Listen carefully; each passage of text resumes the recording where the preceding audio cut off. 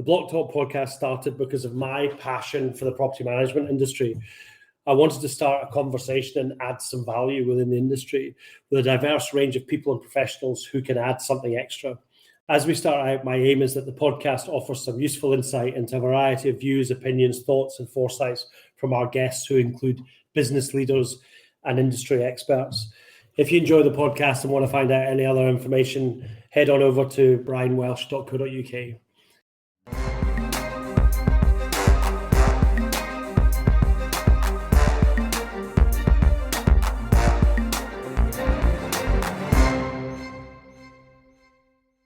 Hello and welcome to another episode of the Blocktalk podcast.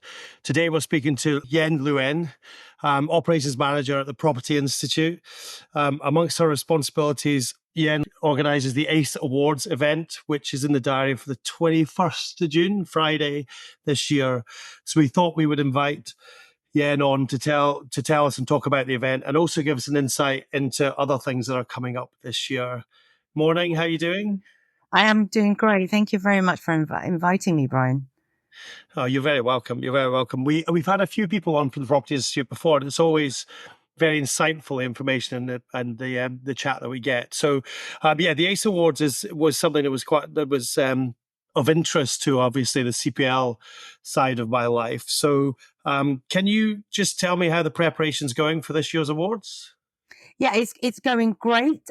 We've launched it earlier than usual because I think there's so much interest this year. People kept asking us when our tickets on sale, can we book a table now? So I actually booked manual tables for people who are far too keen. And then, people are like, they've got their entry ready and they're ready for the launch. So, we normally launch about third week of February, but we launched last week because we just said to the web guys that let's just get this out and get everybody onto the site and get their entries in. So, it's always something that, definitely our members look forward to a lot.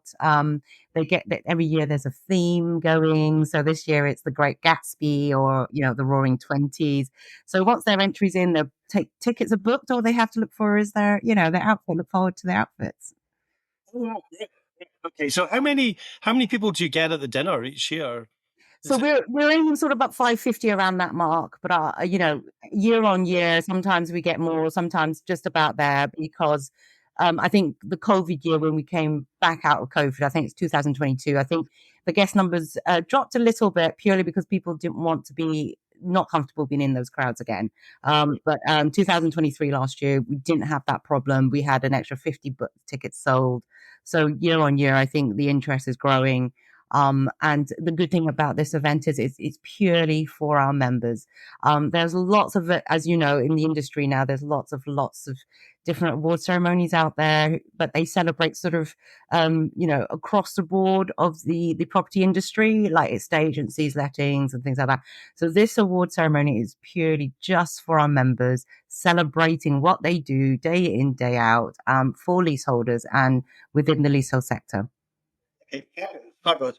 So, that's something I know a huge amount about, although we're getting involved this year. Can you tell us why the award started? So give me a bit of history. Yes. So it came from our previous CEO, Arma's previous CEO, Nigel Glenn. He actually sat down one day and said, you know what, we don't actually have any awards that celebrate just our members.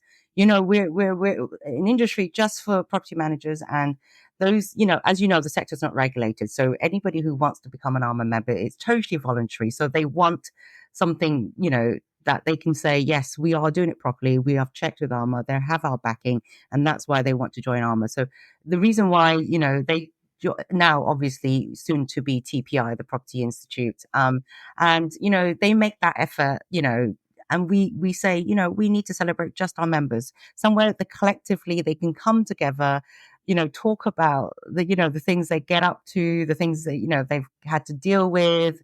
And as you know, with the Building Safety Act recently, it's hard work on our members. So it's one day that they could just let their hair down, enjoy it. It's great if they win an award. If not, they're amongst their peers. They can talk about their experiences.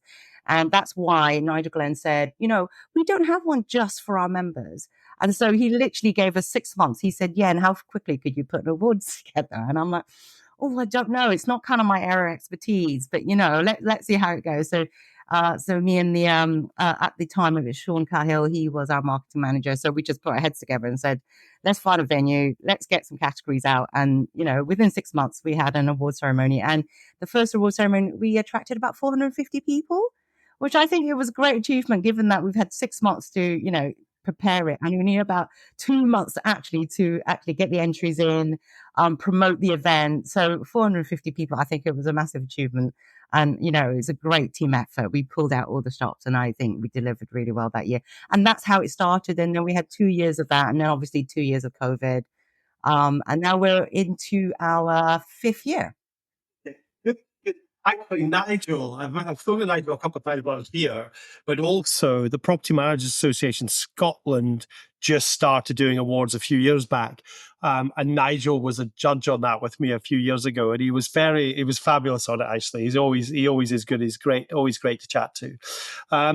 So I guess have there been that was a phenomenal feat to do that in 6 months, especially if it's not your forte.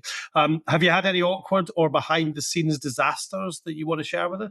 Well, the very first year we've had, so we had the venue we use is a lovely old sort of dockyard type venue at the Tackle Docks. And we because of the cobbles, there's us ladies with our heels or gentlemen with our heels. So we had a couple of falls.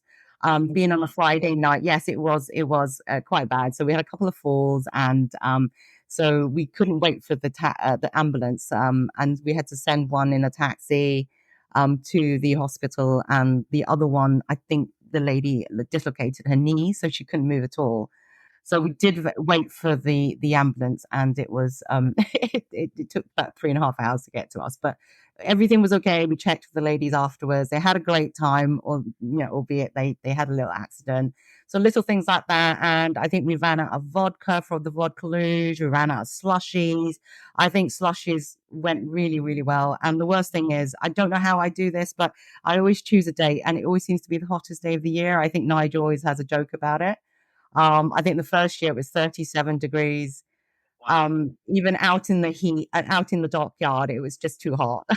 So I guess men in their tuxedos, it wasn't great. So those are kind of like the behind the scenes things that you worry about. And, also the balloon arch, we recently had a balloon arch, and we can't put it outside because then the heat would burst the balloons.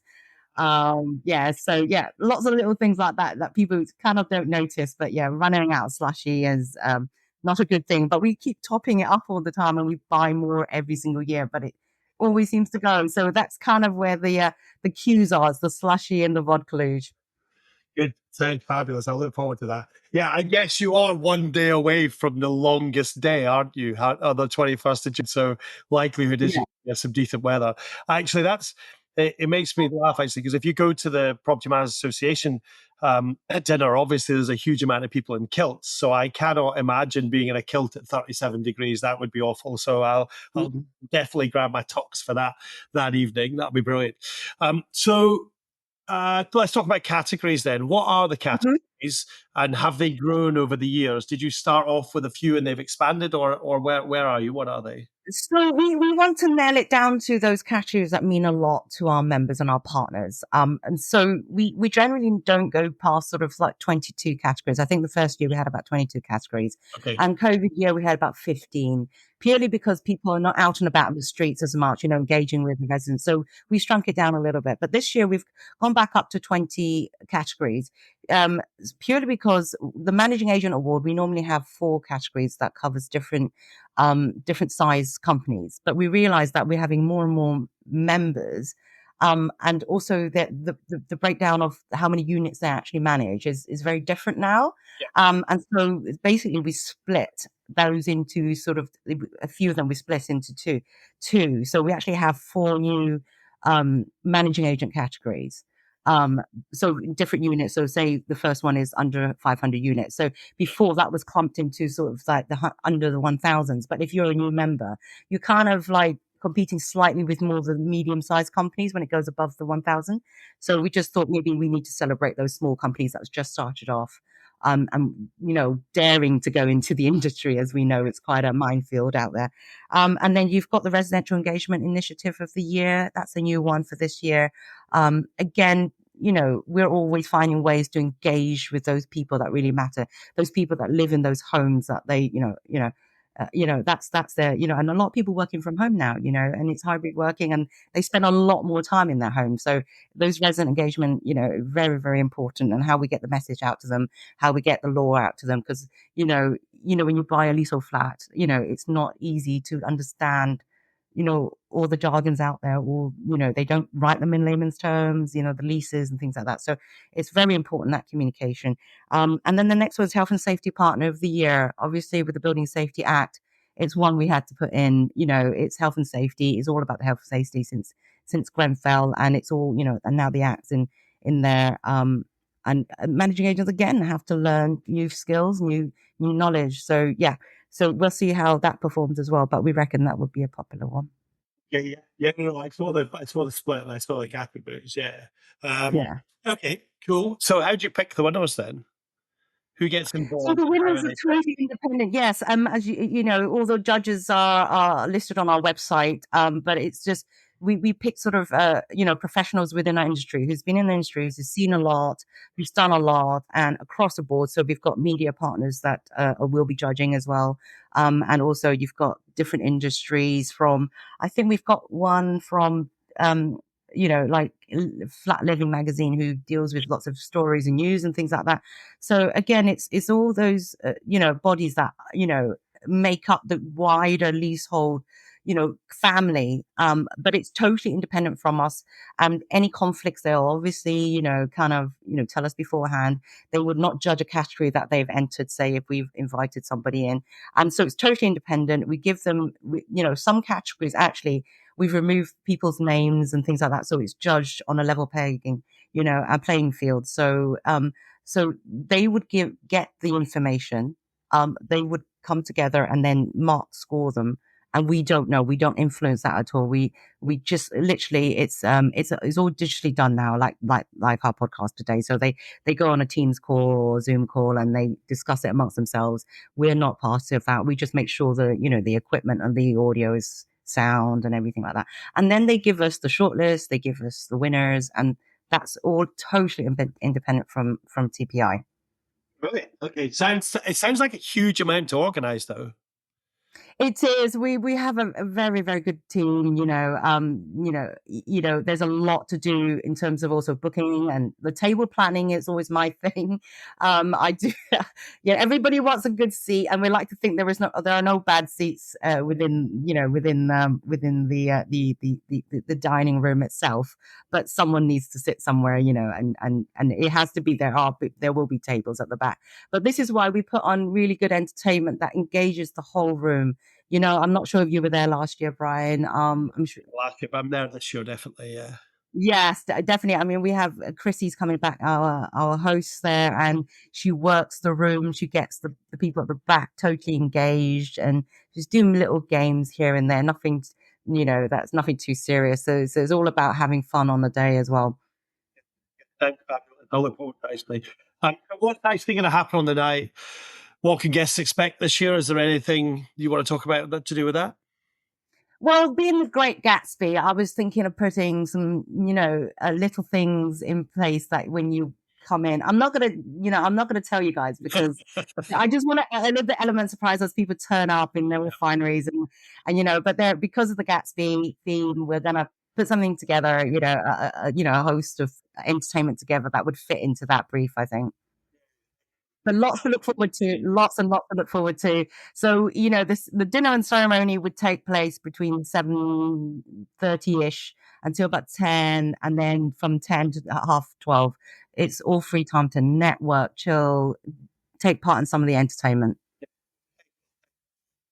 Just to finish off then, we've talked about the awards. What else is on the horizon for 2024 for you and for TPI? Oh, TPI, we've got so much going on. In May, we've got our annual seminar taking place at the Q2 Conference Centre. The early bird tickets, I have to say this, early bird tickets ends tomorrow if anybody wants to catch any of those. And I think we've still got a few sponsorship spaces left if anybody wants those. But yes, do come along. wide range of issues being talked about, topics and workshop lights and things like that. And then we've got the annual conference in October. That's always at the in central London as well on the 24th of October. And then we go and see we take the show on the road with our regionals. So we have small regionals across the country. So Newcastle, Manchester, Birmingham, Southampton, another one in London in December. Yes. And yes, everything's on the TPI and the IRPM and the ARMA website at the moment, but with TPI launching and rebranding hopefully by the end of March. With hopefully no problems there, hopefully, but but we are relaunching, rebranding, and hopefully the next time we speak to you, Brian, we will be fully fledged TPIs. Okay, cool. Yeah, the conference last year, certainly from a sponsor's point of view, was fabulous. I thought it was very well attended and very well put together. And actually, we spoke to, I think, way more people than we ever thought we could. So it was good. Yeah. Fantastic. That's great. And also, I just want to finish off by saying thank you for sponsoring, obviously, the conference and the ACE Awards. And I look forward to seeing you and the team there. Yeah, just looking forward to it. Okay, thank you very much for coming on. That's been great. Thanks very informative. Thanks. Thank you.